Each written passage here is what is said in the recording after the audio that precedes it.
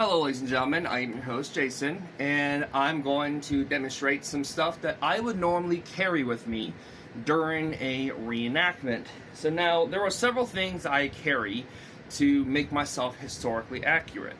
Firstly, the proper outfits. So, the type of clothing they had back then were the cotton shirts and the wool waistcoats, and also the breechers that I'm wearing right here. So those were most commonly used during the American Revolution.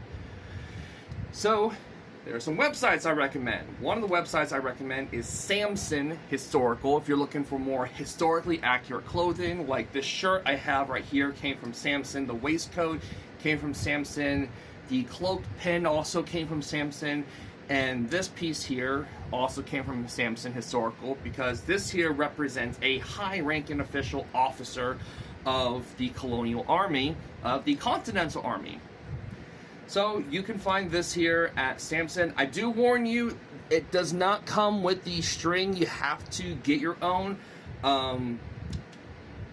Any kind of Joann Fabrics or Hobby Lobby actually might have those, but if you want to make your piece right here more historically accurate, look up high-ranking officials wearing these here and just roughly predict what they would carry. I have more of just a rope around my neck here showing this here, and also I do have a couple of things here, like for example my my coat here, or also known as my frock coat. I also do have my wallet here, which is the red sheep wallet. It is sheepskin. It is actual sheepskin. And then I have a leather flint wallet, which I have done many videos on the flint wallet. And then I also have here a spyglass that I normally carry, a small knife in case I need to cut string or defend myself from pickpocketers, a single musket volley just so I can do demonstration and to show what the musket balls look like, a piece of flint because I have a flint striker in my flint wallet, a pack of cards, your haversack with your normal essentials in here. Normally it will be rations, but I have a small apron in here, a canteen, a belt, and a box here to store your things in. And you're not fully set up with your tricorn cap and your cockade. Now, this particular cockade here was actually made for me, and I actually got this done at the Fair at New Boston, which is which they go on in Springfield, Ohio, on the in George Rogers Park House. And if you have not been to Springfield, come down to Springfield, check out the George Rogers Park House. They are here every Labor Day weekend, so it'll be the start of Labor Day and then Labor Day. So they're only open around Labor Day, so I've already been to the Fair New Boston, and it was awesome. It was friggin' awesome. I was the guard for a 10-pound mortar gun that we fired off. It was badass. Now, clothing. The frock coat is one of the most important things to have, because this here is the most worn piece of clothing they usually wear during both the summer and winter. The frock coat was actually originally designed for both summer and winter because of the type of material fabrics they use. They personally said, back in the day, saying that the wool lining coat offers the soldiers breathable movements, and at the same time, it keeps the soldier warm. When I tell you, around the fall and winter, when it gets cold, it will keep you warm. It will keep you warm. I assure you, it will keep you warm.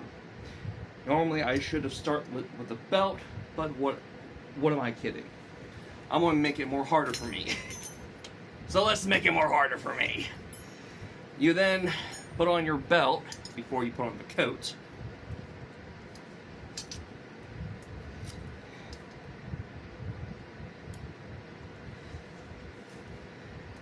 And make sure it is around the stomach here because it is known as a belly box. This is a belly box. It is originally designed for ammunition, but I'm using it for everyday use. So, the belly box. So inside of the belly box, I would normally keep a bully, just so I can do demonstrations, a piece of flint for a flint and steel striker I have here, my flint and steel wallet, or my flint wallet I should say, my spyglass, and a small pocket knife. That's the normal stuff that I would normally carry inside of this pouch here. And you have the option to carry off to the side here. It doesn't restrict movement. It just makes it so you can just go to here, pull this stuff out, and just do whatever you want. But I normally keep it in the front here as like a fanny pack. Yes, it is a Colonial fanny pack. Don't you love those? Now, your wallet here. In Samson Historical, you can buy sheep leather wallets.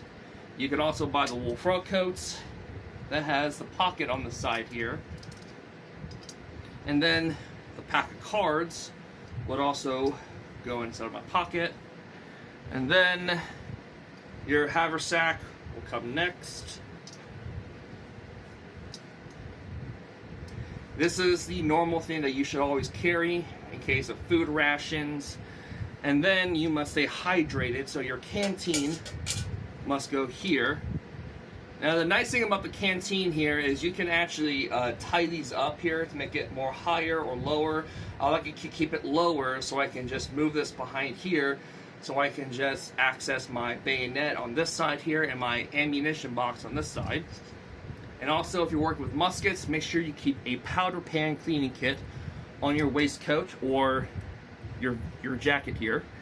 And then your cock hat, or also known as your tricorn cap. Why it's called a cock hat?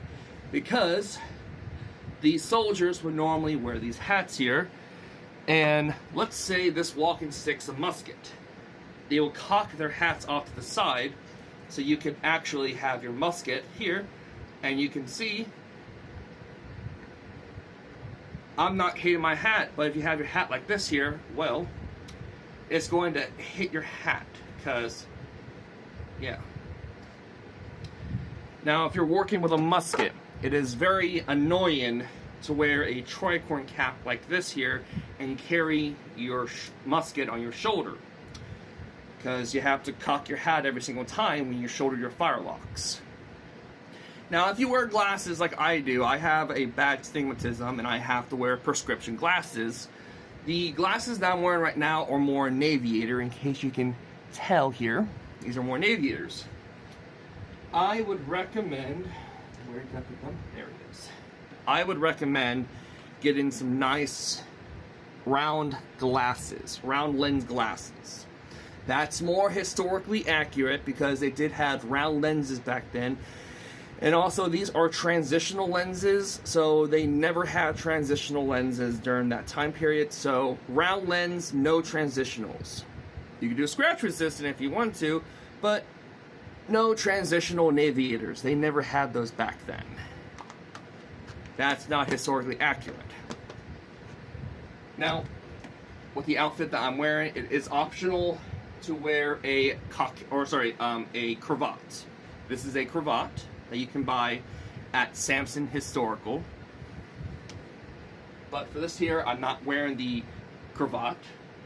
But also the market wallet here was also very commonly used. This is a market wallet. It's just a big, huge piece of fabric with a big, huge slit right here. So they also have those on Samson Historical. And also, I do highly recommend checking out Samson Historical for every historical needs. See you in the next reenactment, guys. Peace.